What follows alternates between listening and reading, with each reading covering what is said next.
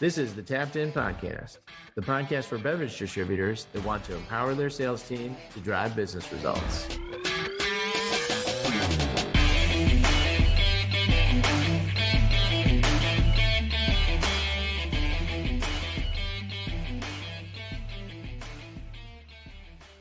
Listen up and welcome back to another episode of the Tapped In Sales Podcast, your podcast for beer distributors by beer distributors. I'm your hostess with the mostest, Bud, here with Moneyball Ross and Data Mike. How are you two knuckleheads doing today? Good. Judging by the silence, we're doing great. Like a frozen good. Are you drinking a Poppy, Ross? I am. You got to support those NA brands, although I think they pretty much pulled out of all the AB network, didn't they? They did, but you know what? As a lead-in for our topic today, Poppy had incredible GP per CE. Yes, it did. It did. There's a lot of NAs. We hate to see it go, but there will be something else in its future. We'll come back and we'll replace it. Ross, you had a question. Prior themes. I mean, I'm sure we'll build another brand that'll leave us. Exactly. You know, we are really good at brand divorces around here in this industry, right? We build them and they leave us. Build them. Maybe it should be instead of we build it and they will come, as you build it and they will leave. That's a better saying. Beer distributor world.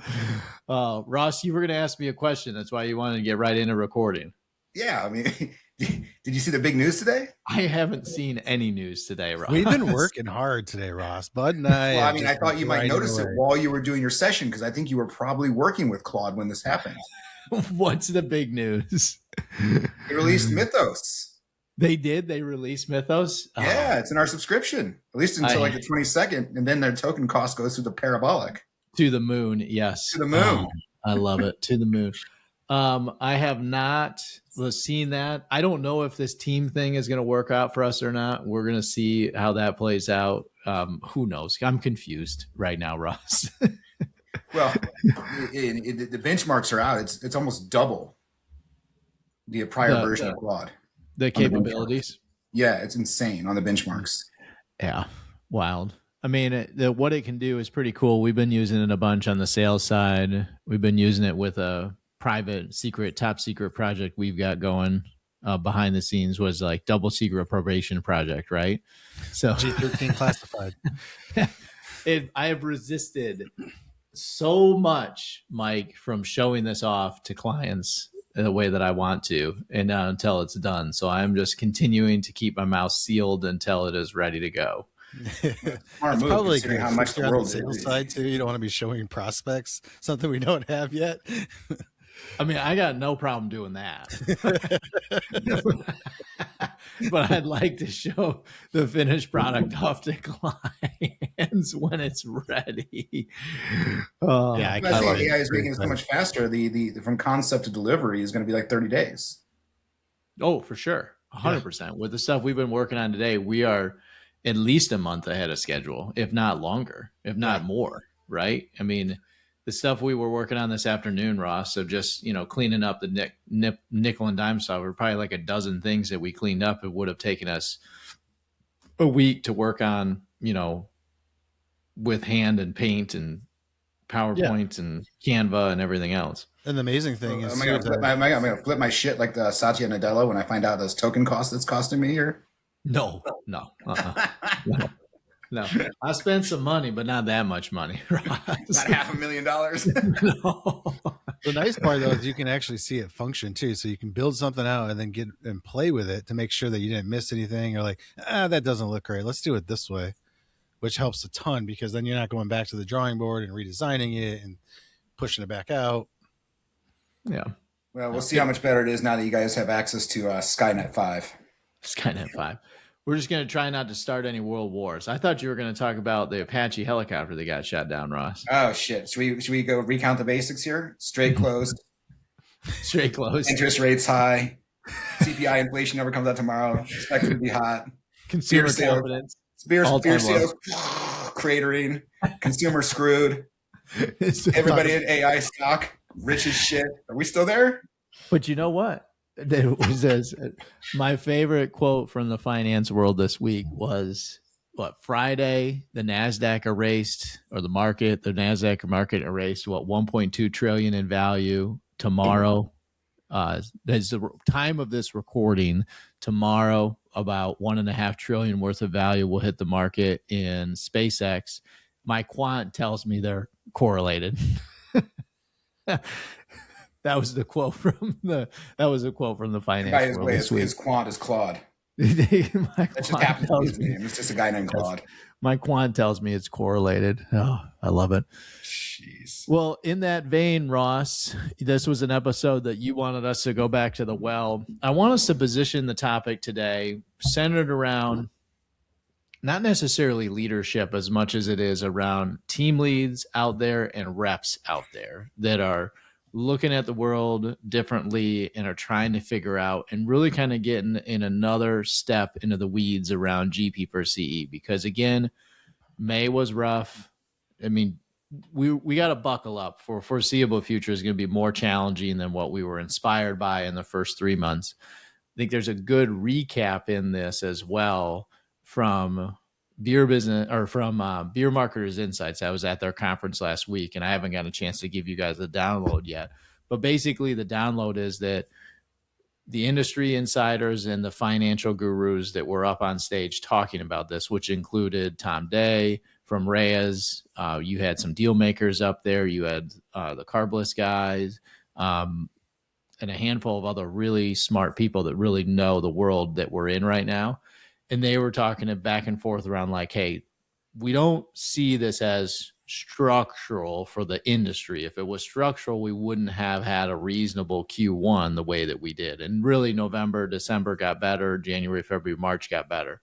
But April, definitely headwinds. And that what is headwinds around things that the industry doesn't control, those are going to persist for the foreseeable future until we get the Strait open, until we figure out what's going on with interest rates and inflation, and which is what you've been talking about, Ross, on the podcast as well, too. So it's mirroring a lot of what we're saying, a little bit behind schedule of delivery, right? I mean, the conference is in May. We've been talking about this since end of April, since mid-April, really, or the beginning, early April beginning, right? When we could kind of see the numbers turn really quickly on gas prices. So yeah, it took the industry rags about 45, 60 days to catch up with what we were talking about at the beginning of April. But I think it's important for us to like recognize the non-structural piece or the non-structural nature of it. And that's kind of important from that structure. And I love what Tom Day talked about, the CEO of Reyes, where he's like, beverage alcohol is number one category most impacted with discretionary income when that gets squeezed. And the Gen Z side, which is what Sam from Happy Dad was talking about, that like that which is his Happy Dad, is his consumers, right? The Gen Z people. They're not having as much money. They're 25-year-olds. This was something I was sitting next to Harry from Beer Business Daily. And one of the market analysts was talking about like the highest number of 25-year-olds are living at home. And I looked over at Harry and was like, you could not pay me. And Mike is giggling already. You could not pay me to live at home with my mother. Mike, could you get paid to live with your mommy? Absolutely not. No. And it's just funny that you say that, because I mean, I can name probably 10 people right now that fit in that age group that are living with their parents. Yeah. But to be fair, I mean, we were the last cohort, we drew the bridge up behind us in terms of what's affordable. I mean, we were the last cohort of people that could afford a house. And even in today's landscape too, it costs just as much to rent, if not more, than to buy. In apartments, even student housing. We live in a university town, and student housing is just ridiculous. And a lot of when my wife was in college and the places that we would party in, it was all student housing. We call it the student ghetto. Well, now it's just the ghetto. And it's just the student housing, the costs have gone through the roof, and a lot of those like multi-unit housing that was used for students is all now just either low income or family housing. And in our day was, hey, we're going to rent for a little bit and then we're going to buy a house. It'd be be a little bit more than renting, but in the long term it's an investment. And nowadays it's not happening. Well, the interest rates are so high. If you look at mathematics behind this, a house that was median home at $400,000, and let's just say it's even $400,000 5 years ago, 6 years ago, with an interest rate with 3.5% now at almost 7, that mortgage payment doubles, and the house value stays the same. So that debt to equity ratio is out of whack, which means people have to lower the price in which they can afford a home, or they have to raise their income, which has become a challenge as well too. So that sucking up money in that interest rate payment out of consumers' pocketbooks is a challenge as well too. So those are all the headwinds, right? I don't think we're missing anything on this podcast. I don't think there's anything that we isn't lost on us or lost on our listeners either. So if you're a rep out there and you're listening to this and you're trying to figure out how to do better and you're trying to figure out how to get more down into the weeds, and particularly if you have access to our application, that's what we're going to talk about today, around some more details around how you can get down in the weeds and actually lean into this and with team leads. And if you don't work with us professionally and use VXP, there's still going to be some good takeaways for you. You're just going to have to, use them a little more creatively potentially. But at the end of the day, Ross, I think this comes back to the biggest challenge that I had when I joined VXP as a client first, which was profitability was not growing as quickly, or actually stagnant at our location, compared to cost going up. And as those costs grow, your profitability has to grow faster than those costs. So if inflation is growing 6 or 7% in your market or your area, your GP has to grow by 6 or 7% just to keep pace with the investment. If not, you have to cost cut your way to a higher profitability, net income or net profitability growth, rather than gross profitability growth.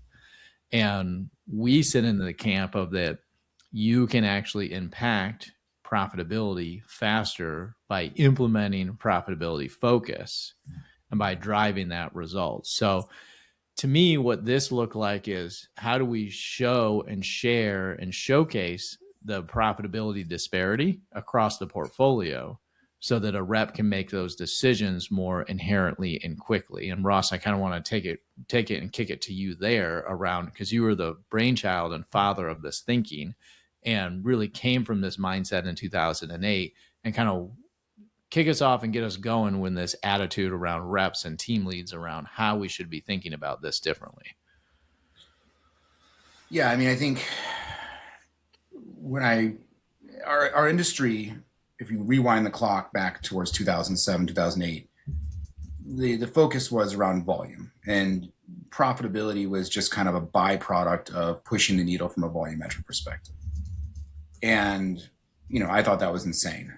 And the problem is that most of the industry looked at me like I was insane. I think over the last 15 years, a lot more people have moved over to that camp where profit first, volume second. I would say maybe we're getting close to half the people would agree with that statement. But there's still the other half that don't. And the reason I pushed for this pod today was, as we now have the headwinds of the macro, and now we have the headwinds also of consumer trends, this is the time when, that comfortability of just relying on volume becomes less and less attractive as a strategy. What I mean by that is, I've been disparaging on this podcast about Buffett, but he does have that good quote: when the tide goes out, you get to see you swimming naked. Problem is, or not the problem is, the problem/opportunity is, the tide is going out, and it's revealing structural issues inside our organizations, right? That we could just paper over with consistent volume growth over time. It's forcing us to address those issues. Now, our industry also is a legalized monopoly in a lot of ways. So we're not necessarily forced to be at the vanguard of innovation,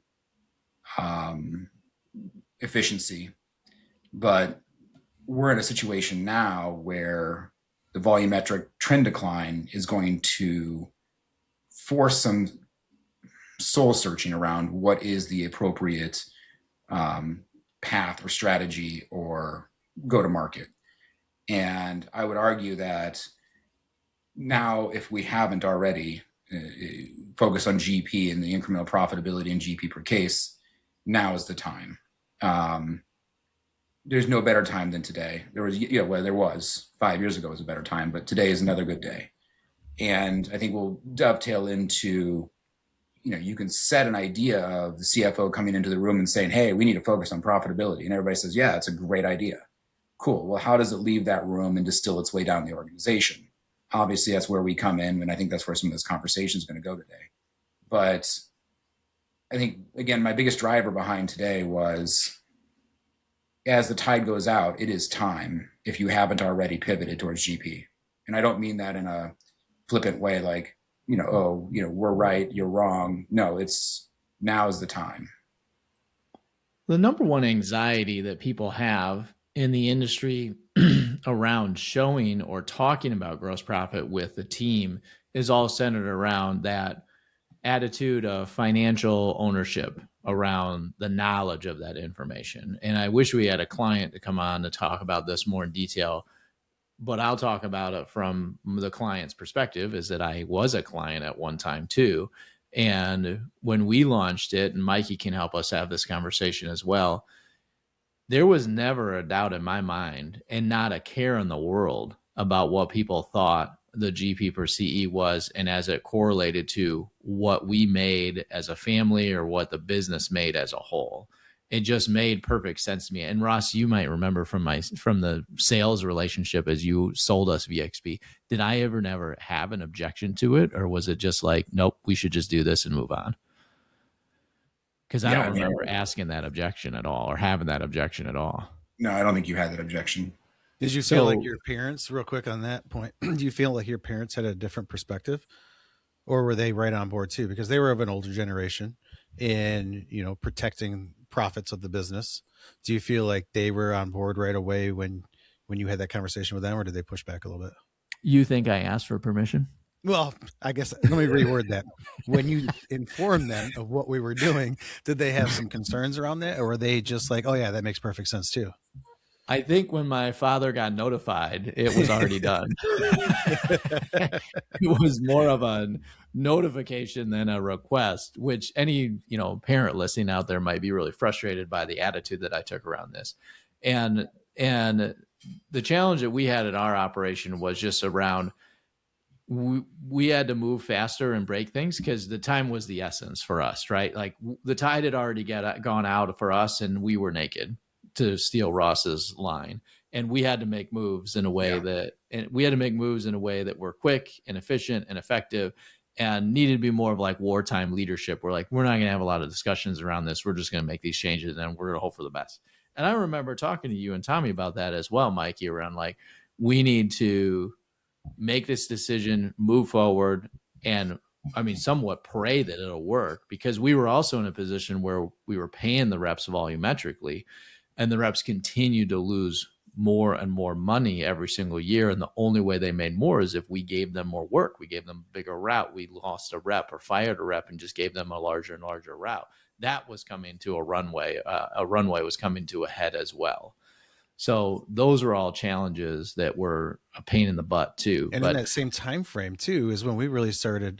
Around that same time, shortly after, we broke our exclusivity and we started picking up NA brands. So not only were we asking the reps to take less of a paycheck home with less volume, but we were increasing their workload when it came to NA products, which has more work behind it, more hand selling, more merchandising, more cases to count, inventory, and fill the shelves with at the end of the day. But those products also had more profitability, which we knew, and they didn't. So to me, what this did so well, and for any owner out there that struggles with like, do I want to share GP per CE? Should I show GP per CE? The thing that I've noticed over and over again is that reps really don't care or don't piece together the puzzle the way you think they're going to. If you show them the math of how they can win and that they're part of the winning solution and that they win as part of making the total company win, and it's a sustainability effort, they're willing to do anything. And they're willing to get on board with that with very little to no blowback.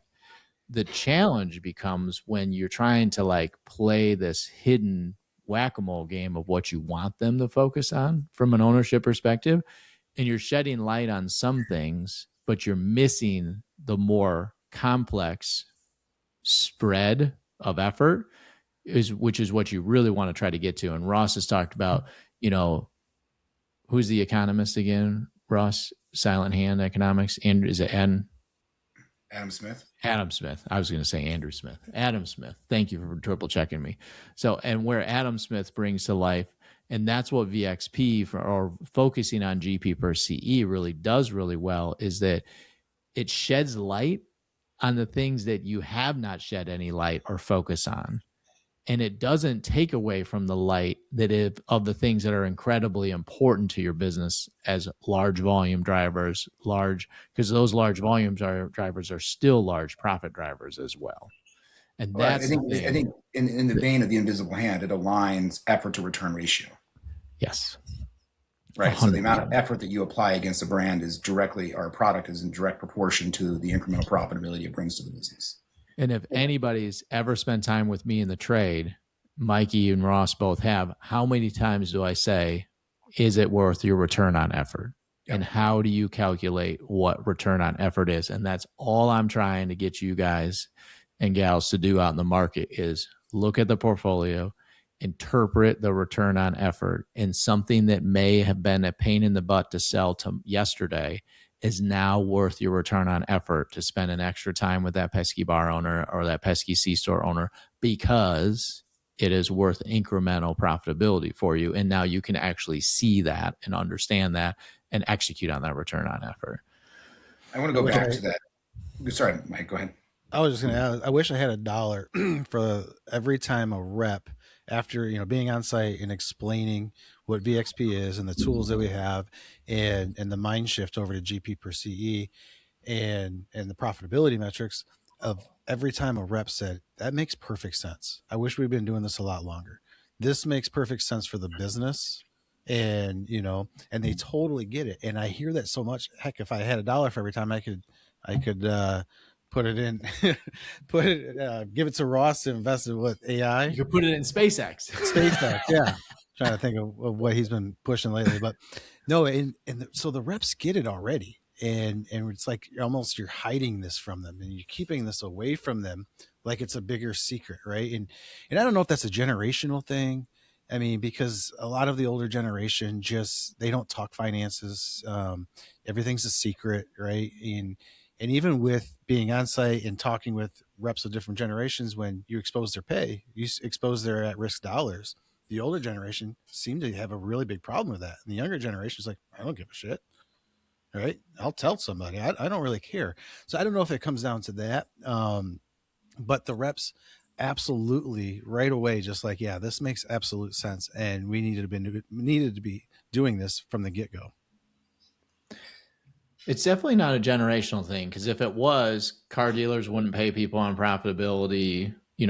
Distributors that are distributing, construction supplies, other things like that, plumbing supply companies, construction supply companies that are paying their sales reps on profitability and actually allowing their sales reps to do pricing. Chemical supply companies do the same thing, or chemical distributors. They all have old people that own these places too, or seasoned veterans and boomers that own these places too, and they do it.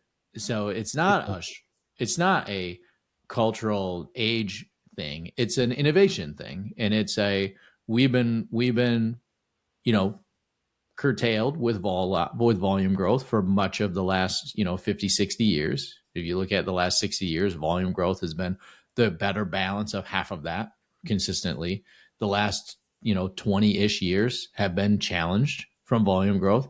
This volume growth, profitability growth on top of challenged or lower volume or no volume growth or declining volume is a new phenomenon. So the industry is still digesting what that new phenomenon looks like and how that might look, to Ross's point, where only about, probably half of the people are talking about it. And in a smaller segment of that are actually executing on it in some way, shape, or form with their sales team. I think from my frustration was walking into the industry was the vibe I got was we are a conduit to market. And to me, that aligns with what are we trying to achieve. If all you see yourself is A to B delivery and just a conduit for your suppliers, then sure, the metric is volume, right? And volume for your suppliers in a way that aligns with what they want. But my perspective is that, and maybe it's changed over time. Maybe we only had 1 or 2 suppliers before and we have 12 SKUs. But we're not just a conduit to market. We are the only route to market. We're the most important part of the market in some respects, because the only way you can get to the retail is through us. And we're the only ones in the Molson Coors AB network, quite frankly, and we made this argument on other pods, that are building brands. We made the joke to start this episode that we build them and they leave. That's because we build them. And if you change your perspective from I'm just a passive conduit to market, then what are you? Well, you're a profit maximizing business. If you're a profit maximizing business, then what's your key metric? Sure as hell ain't volume, right? And it would be no different than Mike's in charge of customer success. And we're like, well, we're not going to measure you on customer success. We're going to measure you on fuel prices for cars. Like, don't do that. I mean, it makes no damn sense. I mean, the key, what are you trying? And or if we were like, hey, Mike, you're in charge of customer success, but we're not going to tell you if you're successful. We're just going to hide that from you because we don't want you to know. It doesn't make any sense. Yeah, it's like putting me in charge of customer success, but giving me no access to our customers. Yeah, exactly. That's a better analogy. Thank you, Mike. So when we look at GP per CE, I think some people miss out on this thing of that we're looking at GP per CE as a health indicator. And if we can grow GP per CE more efficiently and effectively, that will drive more total profitability dollars to the bottom line. And it's not the be all end all. It's a component of what we're trying to get done. So it surfaces up as a health indicator. And really, Mike, like when we surface it up as a health indicator, how does that change the conversation from a sales team lead to a sales rep, or from a sales manager to sales team lead inside of the distributorship, right? When we start to talk about this. It's definitely a different outlook. It's a different perspective on everything. I've always said it, when you're looking at the sales meetings, you're looking at your volume charts and they're all red, and you're looking at your GP charts and they're all green.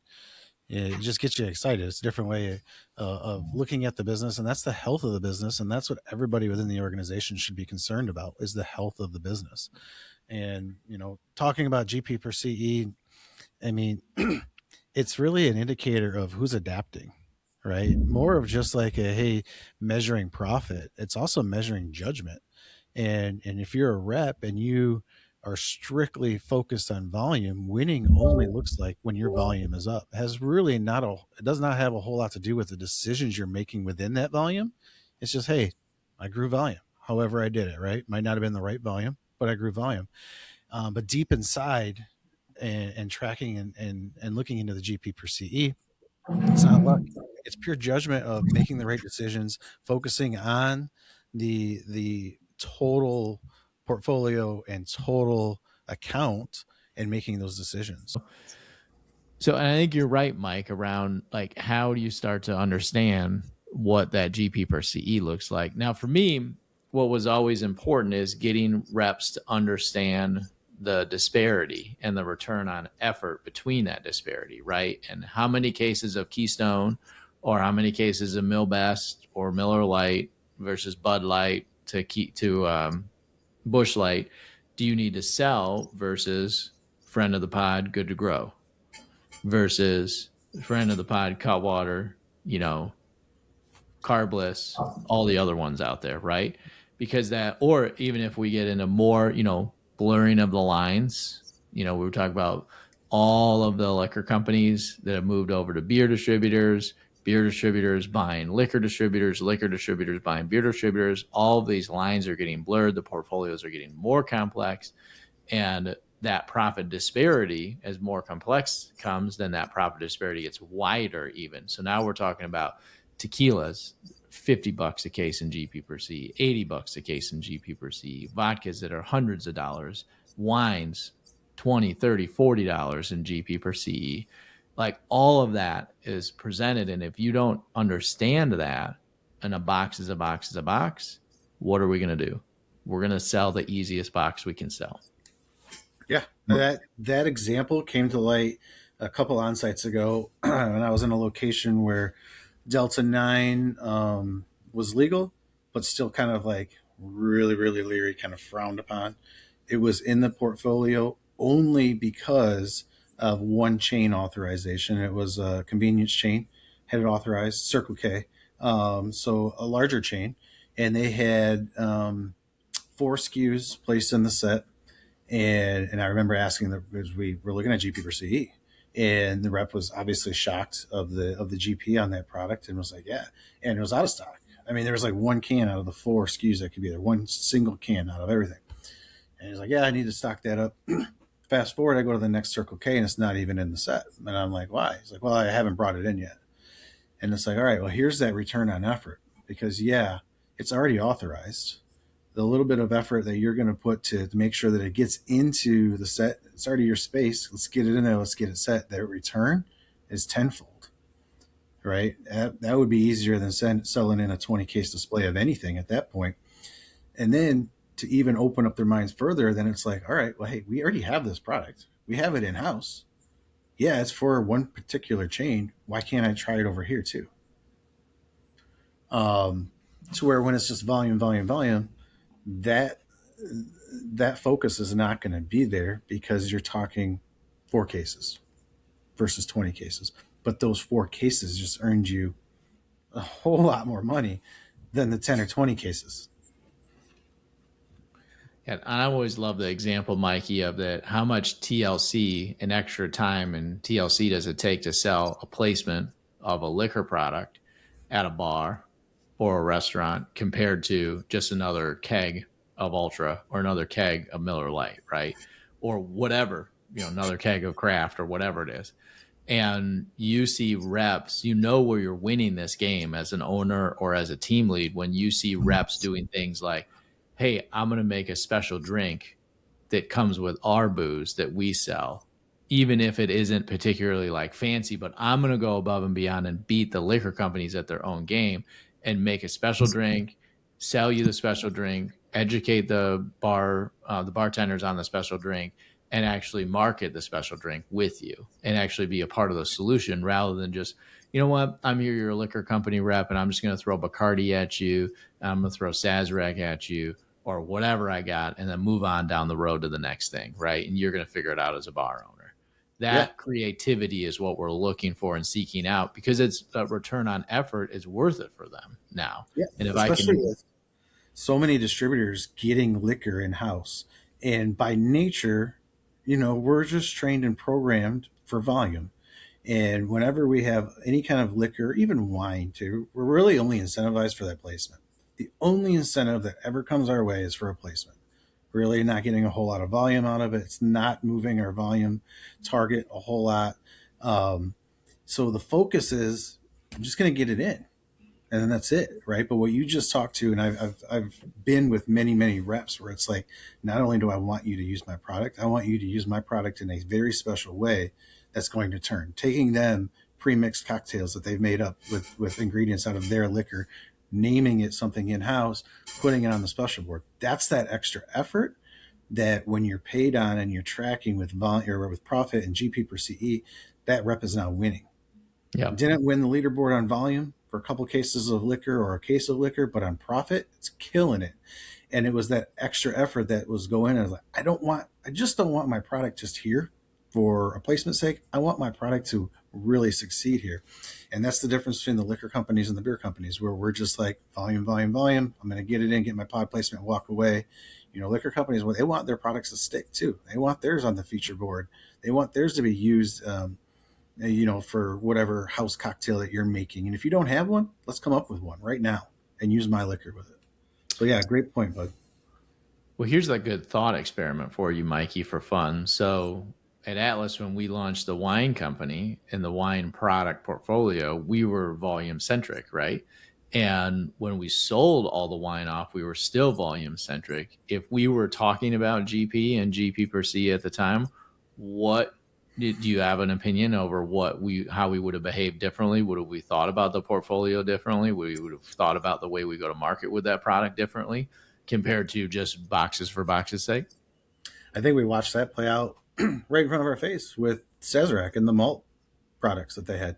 Because I believe we had the malt fireballs and the other, I forget what else, there was Southern Comfort and whatever coconut rum that they have too. I forget the name. But anyways, we had those products. And a great example is the 100 mil fireballs came in a 6-pack with a little carrier. That's all we had. That's the only way you can get 100 mil malt liquor, malt-based fireball was in the 6-packs. Placement driven, placement volume, focus is I just need that in there.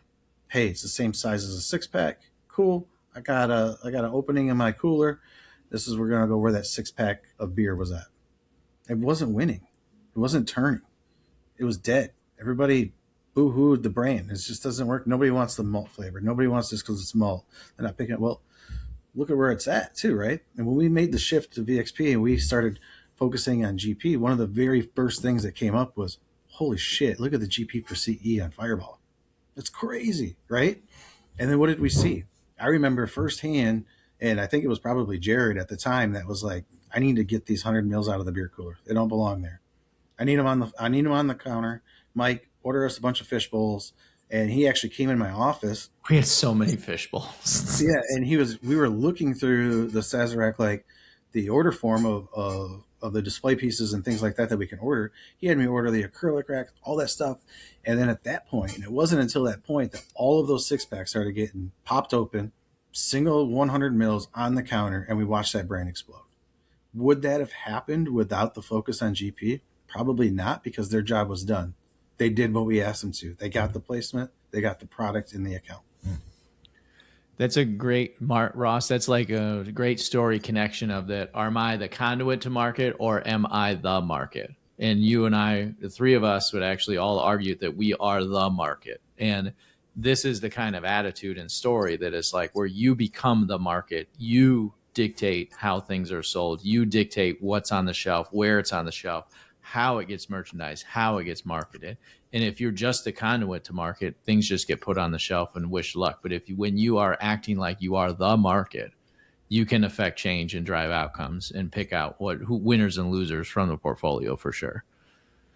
Last dovetail on that story too, Mikey. I remember talking about Fireball with my dad, and he was like, we'll never sell any of this. It's a low volume brand. I'm like, dude, at $20 a case, it doesn't have to sell. It'll be our third or fourth largest GP brand in the total portfolio. And he kind of looked at me like I had 4 heads. And it's like, I stopped looking at volume like 2 years ago.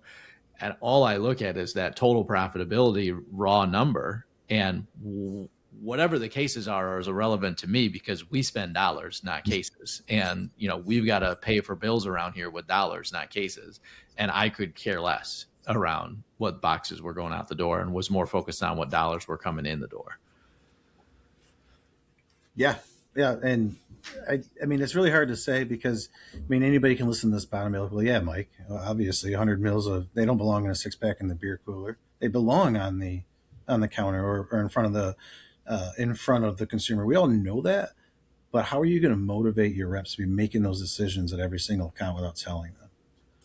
Unless they discover it on their own, a new way to grow their paycheck, a new way to be on top of the leaderboard, and a new way to kick ass. And as Spooner always said, the quote Spooner, I guess, directly is winners fucking win. He's going to die. He's going to die. He made it in the podcast. Yeah.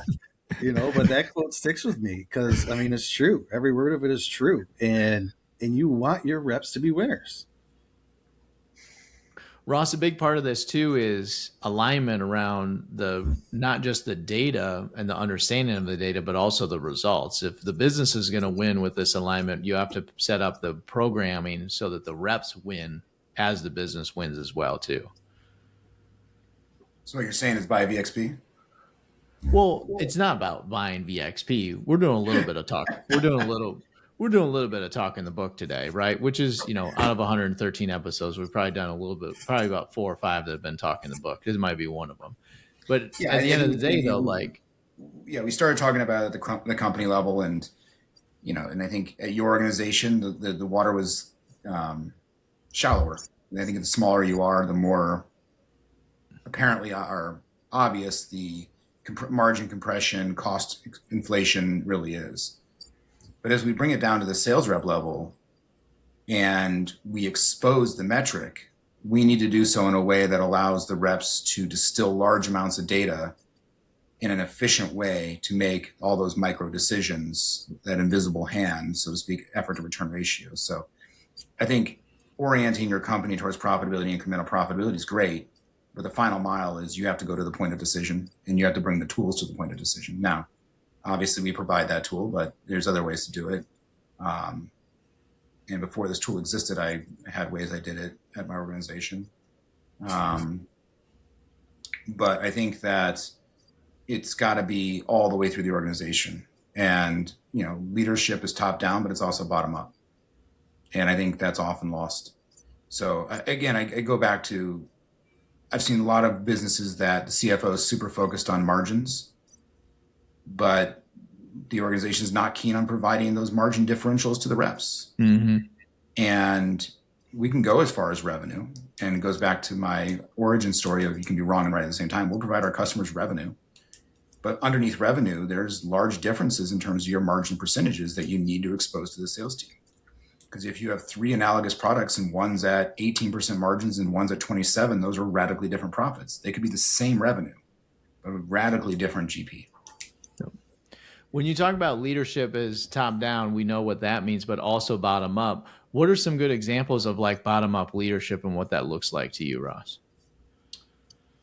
I mean, for me, it's cultural, and it's the tools and it's the incentives driving the outcomes, right? And I think Mike did a great job of speaking to that with the Fireball example. That is the bottom saying that I need these display items to drive these incremental sales. I am going to win by being creative, and I'm going to drive the business. I think we joke a lot of times with new clients to say that watch your inventory real quick when you come out the gate with our program. A lot of the things you don't normally sell a lot of are suddenly going to become winners, and you're going to get out of stock. So keep an eye on it.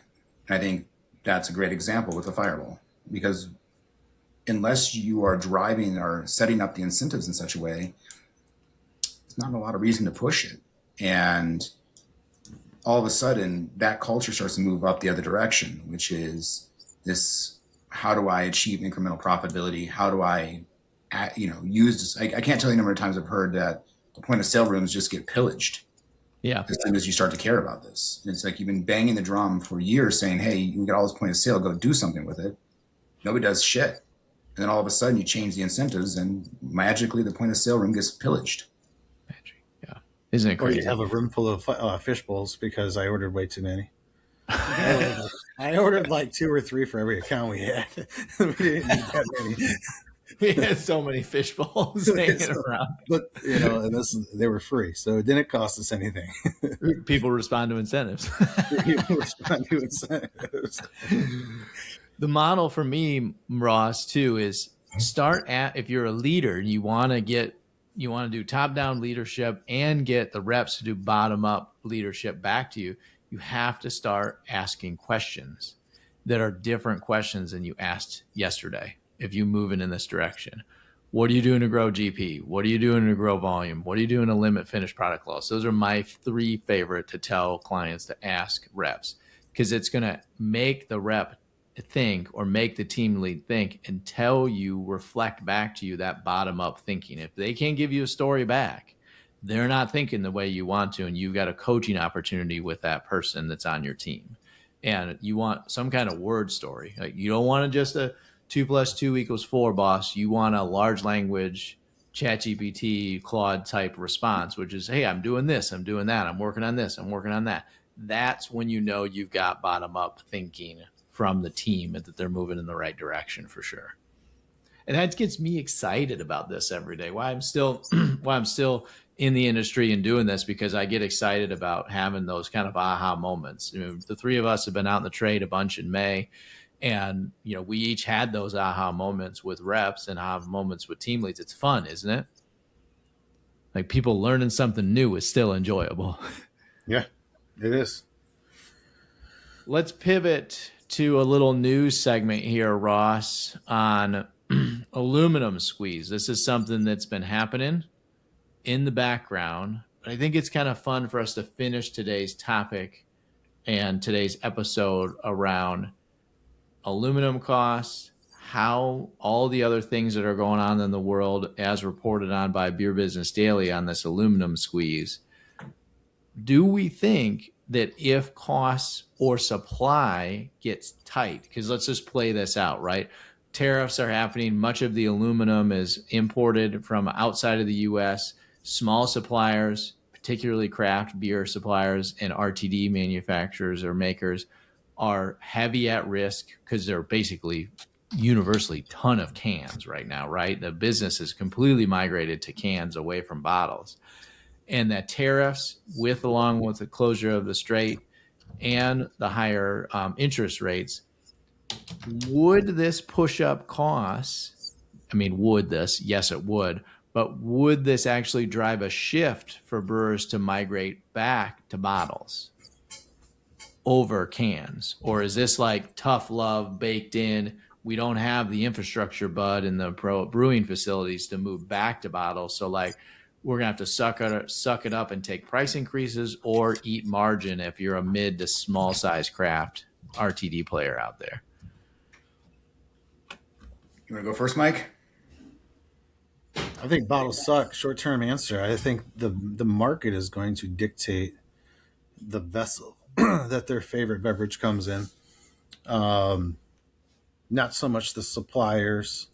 So yeah, I think that honestly, just like the 22-ounce bombers, when the craft boom was just emerging, everything was a 22-ounce bomber, and at first that was the only option. And then when you put that bomber side by side with a 6-pack bottle, the bomber just went away overnight. I think we're kind of in the same situation where, the aluminum can resonates better with the consumer for the most part. So, I mean, my answer would be no. Yeah, I mean, it's insult to injury for our poor suppliers. But let me share this real quick. Okay. Yeah. What I'm showing you is just I just pulled a quick numbers on this, and I don't remember if I mentioned it before, but it goes back to the story of where things are going from a macro perspective, and we saw this on the most recent inflation data, and everybody and their mom talks about CPI, consumer price inflation, because that's what affects our consumers. And what we saw in the latest print was hot, right? Year over year, 3.8, scary numbers. But what most people didn't notice was what came in on PPI. And PPI is producer price inflation. So this is what's upstream. This is what's impacting our suppliers. And that came in hot, 6%. So that is a preview of what we're probably going to see tomorrow, right? Because it starts at the supplier, and then suppliers push it down the network, down the train. So the fact that we're finally seeing the rags talk about inflation hitting our producers, our suppliers in this case, shouldn't be a surprise, right? Yes, tariffs, yes, straits, yes, fuel, but all input costs are going up, and they're going up twice as fast as consumer prices. And that imbalance can't live forever, because if we assume that imbalance stays, then the suppliers have to eat it from a margin perspective, right? So if they're only raising prices 3.8% and their costs are rising at 6%, they have to take it in margin. And they just can't do that. The margins are too thin. So, yeah, I mean, I think this is a good preview of what we're going to get to see tomorrow, but I'm not surprised. I mean, and I don't, to answer your question, do I think it's going to take us back towards glass? Probably not. I mean, I just don't think that the market's that reactive. I mean, if aluminum goes up 300% and stays there for 2 years, sure, we'll see it move back. There's a part of it is that it probably should move back faster, but the real constraint is around the manufacturing capabilities of any one brewing location, right? You can't just, if you're let's just pick on New Belgium for a second, right? Because they're a larger player, and they're probably a bad one to pick on, but they're a good example around. I've got massive CapEx spend in can and bottle lines. I could probably go both ways. But if I'm like a mid-ground player, or maybe a 10,000 or 15,000 or 20,000 barrel brewer, I probably picked a lane, and I probably have CapEx spend in one or the other. And if I've got a bottle filler that can handle 4 or 6 bottles at a time, that's probably the much I can do. But I can hundreds of cases a minute or hundreds of cases an hour, and I just don't have the flexibility to go back. So you're probably right, Ross. Like, a lot of this is baked in around the manufacturing capacity and capabilities at any one location. And it's global, and it's across the market. Like, aluminum's a commodity. It's affecting everybody. So, there's no competitive advantage any one person's getting. Everybody's just costs are going up, and those costs are going to be trickled down to the, through us as a distributor to the consumer. To the consumer, yeah. And I mean, because you guys know, I mean, are we going to see bottle pricing move away from can pricing on the shelf? No. I mean, suppliers line price, distributors want a line price, retailers want a line price. They're not going to let a 6-pack of bottles sit out there $1 lower than the cans. So even like logistically, I mean, are we going to see that happen? I mean, that would be a radical change in how we're kind of approaching the market, right? It'd be fascinating if they did. I mean, if that were the case, then yeah, then we would see a shift. If, us as distributors and us in our relationship with our retail customers were willing to allow those prices to start to diverge in a meaningful way, then sure. That demand response, or that demand signal, would be there to catch it. If you're a large brewer, that would be something you might consider doing. That would be a competitive advantage to you over a smaller craft brewer for sure, or a smaller player for sure, right? Yeah, that would be because you have enough sway with your distributors to make that move, and your accounts. You have enough sway with distributors and the accounts that you also have the manufacturing capabilities to do it as well too. Dust off some of those old production lines. For sure. Or just, you just got the ability to do it differently. I mean, you probably have a little bit of constraints still, but you just have more flexibility than like, your smaller, medium, 30,000, 40,000 barrel brewer that just basically picked a lane and is stuck. Doesn't really have a lot of flexibility around it. Quick, let's open Newark again. They sold that sucker off already. Yeah. And then it's gone. That's not coming back. The New Hampshire one could come back, I think, but that one ain't coming back. I don't think the LA one. Is that one called Merrimack? I can't remember. Was that Merrimack? I don't remember where that one is. I think so. But, yeah, it's the smallest of all of them, anyways, too. So to be determined. We did hear from a client up in the Northeast area that every time they went and did like a sales tour with the brewery, with that New Hampshire brewery, up until now that recently that it's closed, the brewery manager always made a point to come by and said, "Hey, make sure you guys are selling more beer. We need you guys to sell more beer." He knew the writing on the wall before it all happened as well. Save my job. I mean, yeah, 100%. Yeah. Yep. Well, thanks for listening out there in listener land. Continue to like, listen, share with a friend, subscribe if you enjoy what we're doing. We'll show back up in your feed as well. I'm Bud, your hostess with the mostest, here with Moneyball Ross and Data Mike. If you want to get a hold of us, you can email us at info@vxptech.com. That's info@vxptech.com. We will be back again next week. We've got a couple good episodes coming up with some guests, which should be fun, and some good topics there. So you boys rock. Cheers, and we will talk soon. Cheers, everybody.